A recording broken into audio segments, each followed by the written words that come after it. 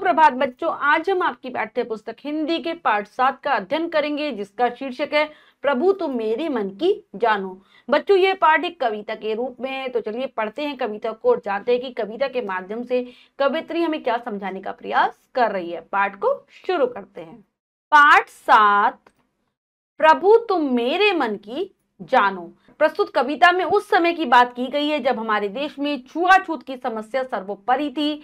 आज छुआछूत एक सामाजिक और दंडनीय अपराध माना जाता है। प्रस्तुत कविता में कवित्री ने भगवान के प्रति निस्वार्थ भक्ति का स्वरूप प्रस्तुत किया है। तो बच्चों, उस समय के बारे में बताती है यह कविता में कि जब हमारे समाज में छुआछूत का बहुत भेदभाव था। छोटे ऊंच नीच मतलब ये सारी चीजें बहुत चलती थी। उच्च जाति के लोग नीची जाति वालों को मंदिर तक में प्रवेश नहीं करने देते थे। ठीक है, तो ये उसी समय की बात है। तो यहाँ पर एक भक्तिन मंदिर में आई है और अपने मन में क्या क्या भाव लाई है, ये बहुत सुंदर तरीके से कवित्री ने हमें समझाने का प्रयास किया है। कवित्री हैं सुभद्रा कुमारी चौहान जी। तो पढ़ते हैं कविता। प्रभु तुम मेरे मन की जानो।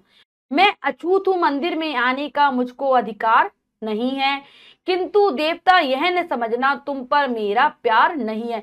क्या कह रही हैं? भक्तिन, पुजारिन हम कह सकते हैं, जो पूजा करने के लिए आई है, भगवान की पूजा करना वो चाहती है कि मैं अछूत हूं, मैं नीची जाति की हूं और इस कारण से मुझे मंदिर में आने का हक नहीं है, मुझे मंदिर में आने का हक ही नहीं दिया गया है। किंतु भगवान, तुम इतना ऐसा मत समझना कि मैं तुमसे प्यार नहीं करती। मेरे अंदर तुम्हारे प्रति श्रद्धा नहीं है, प्यार असीम अमिट है, फिर भी पास तुम्हारे आ ना सकूंगी। क्या कह रही हैं? कि मैं तुमसे बहुत ज्यादा प्यार करती हूँ और इतना ज्यादा कि उसकी कोई सीमा नहीं है और वो प्यार मेरे अंदर, मेरे दिल से कभी मिट नहीं सकता, लेकिन फिर भी मैं तुम्हारे पास नहीं आ सकती।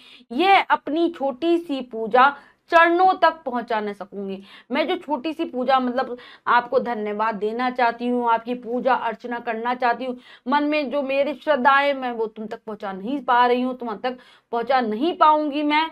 इसीलिए इस अंधकार में मैं छिपती छिपती आई हूँ, तेरे चरणों में खो जाऊं, इतना व्याकुल मन लाई हूं। तो आगे कह रही है कवित्री जी, इस कारण जो वो भक्तिन है, पूजा करने वाली महिला है, वो क्या कह रही है कि मैं अपनी पूजा तेरे तक पहुंचा सकूं, क्योंकि वैसे दिन के उजाले में तो मैं अपनी पूजा नहीं कर सकती, क्योंकि लोग मुझे मंदिर में आने ही नहीं देंगे। जो ऊंची जाति के लोग पुजारी आदि हैं वो मुझे मंदिर में आने नहीं देंगे।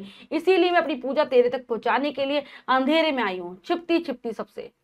और मैं तो बस इतना चाहती हूँ कि जब मैं तेरे मंदिर में आऊं, तेरे चरणों में ही खो जाऊं।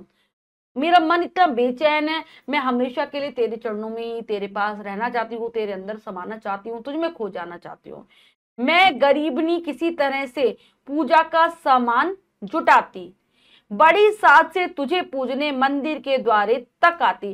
कि मैं इतनी गरीब हूँ, इतनी निर्धन महिला हूँ, बहुत मुश्किल से मैंने भगवान तेरी पूजा करने के लिए सामान जुटाया है, पूजा की सामग्री इकट्ठा की है और बड़ी जत्न से, बड़ी लगन से, बड़ी मेहनत से मैं तेरी पूजा करने के लिए तेरे मंदिर में, तेरे दरवाजे तक आई हूँ। आगे क्या कह रही है भक्तिन?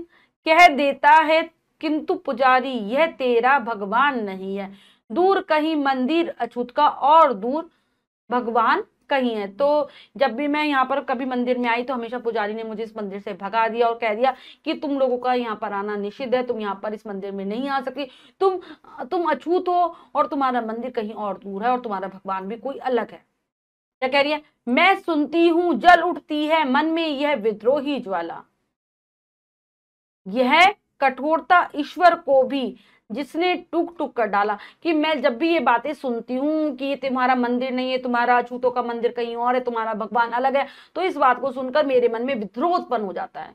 मैं कहना चाहती हूँ कि भगवान कभी अलग नहीं होता, सब भगवान एक जैसे ही होते हैं, सबके भगवान वही हैं, वही ईश्वर परमपिता परमेश्वर है।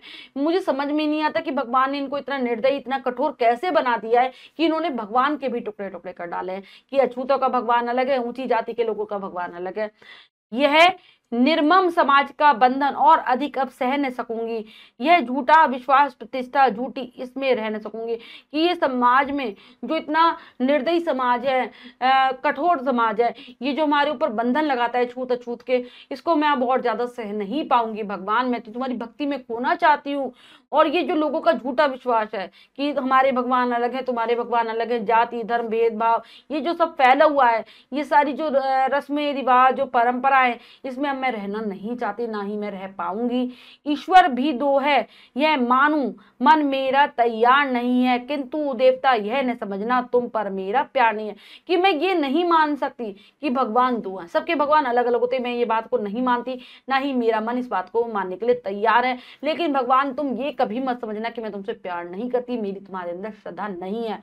तुम कह दो तुमको उनकी बातों पर विश्वास नहीं है, छूत अछूत धनी निर्धन का भेद तुम्हारे पास नहीं। कि भगवान तुम ही उन्हें ये बात सिखा सकते हो, तुम ही उनको ये शिक्षा दे सकते हो कि मैं यानी कि तुम इन बातों को नहीं मानते, इन बातों को झूठा मानते हो, इस पर विश्वास नहीं करते कि छूत अछूत धनी निर्धन का भेदभाव तुम्हारे पास नहीं है। तो मतलब तुम्हारे लिए तो संसार के जितने भी प्राणी हैं सब एक समान है, ये बात तुम समझा सकते हो केवल इन्हें।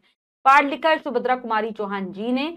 तो बच्चों ये पाठ हमें सिखाता है कि पुराने समय में कितना ज्यादा छुआछूत के आधार पर भेदभाव होता था। अछूत लोग मंदिर तक में ही नहीं आ पाते थे, मतलब अछूत लोग मंदिर तक में ही नहीं आ पाते थे। तो अब तो ये कुछ बंधन नहीं है, अगर कोई ऐसा करता है तो उसको अपराधी माना जाता है, उसको दंड मिलता है।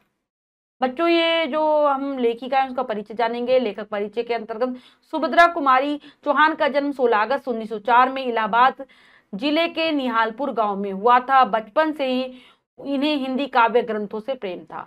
इनकी रचनाएं राष्ट्रीयता की भावना से परिपूर्ण है। ये एक कवयित्री होने के साथ साथ स्वतंत्रता सेनानी भी थी। महात्मा गांधी के आंदोलन का सुभद्रा कुमारी चौहान पर गहरा प्रभाव पड़ा। इन्हें अनेक बार जेल भी जाना पड़ा। इनकी कुछ प्रसिद्ध कविताएं हैं, झांसी की रानी, कदम का पेड़, लक्ष्मीबाई की समाधि पर, बिटिया रानी। इनकी 2 बाल काव्य कृतियां हैं, कोयल और सभा का खेल। इनकी रचनाओं में राष्ट्र प्रेम के साथ साथ नारी सुलभ ममता और सुकुमारता भी है। तो ये हमने लेखिका का परिचय जान लिया। अब हम पाठ के शब्दार्थ कर लेते हैं। अछूत जो छुआ न जा सके, जुटाती जुटाना इकट्ठा करना, असीम जिसकी कोई सीमा ना हो, साध अभिलाषा अमिट न मिटने वाला, विद्रोही विद्रोह करने वाला, चरण पैर, कठोरता कड़ापन, व्याकुल बेचैन। नेक्स्ट है निर्मम कठोर, गरीबनी गरीब, निर्धन स्त्री, प्रतिष्ठा इज्जत समान। तो ये हैं पाठ के शब्दार्थ, इन्हें आप बहुत अच्छे से याद कर लेंगे। अब हम कर लेते हैं बच्चों पाठ का अभ्यास कार्य। पहला प्रश्न लिखित प्रश्न में से सही उत्तर वाले गोले को रंगे। प्रश्न में 3 विकल्प है, 2 गलत है, 1 सही है। सही विकल्प को चुनना है, सही का निशान लगा देना है। करते हैं। प्रभु तुम मेरे मन की जानो के लेखक कौन है? दिनकर, सुभद्रा कुमारी चौहान, सुमित्रा नंदन पंत। तो सुभद्रा कुमारी चौहान जी हैं। पुजारिन क्या नहीं सह सकती? निर्मम समाज का बंधन, पूजा करना, मंदिर जाने की चाह। तो निर्मम समाज का बंधन। यह तेरा भगवान नहीं है, किसने कहा? पड़ोसियों ने, घर वालों ने, पुजारी ने। तो पुजारियों ने कहा था। ये कविता में किस भेद की बात कही गई है? मंदिर जाने की, छूत अछूत की, भक्त भगवान का भेद। तो छूत अछूत की। भक्तिन क्या मानने को तैयार नहीं थी? ईश्वर 2 है, ईश्वर 1 है, भेदभाव अच्छा है। तो ईश्वर 2 है।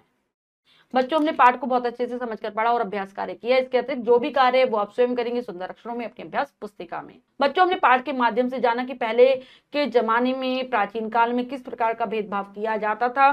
आशा करती हूँ यह पाठ आप बहुत अच्छे से समझ गए होंगे।